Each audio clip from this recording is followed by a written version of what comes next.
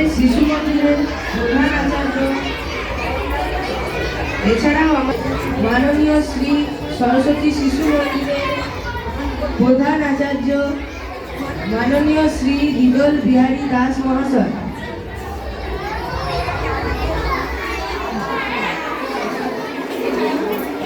এছাড়াও উপস্থিত আছেন মাননীয় শ্রী উৎপল সাহা মহাশয়। ইনি আমাদের পরিচালন সমিতির কোষাধ্যক্ষ, দাদাভাই জেলা টুরির সদস্য, বাড়ি খড়গপুর। উপস্থিত আছেন মাননীয় শ্রী রতনচন্দ্র ঘোষ মহাশয়, আমাদের শিশু মন্দিরের শোভানন্দা।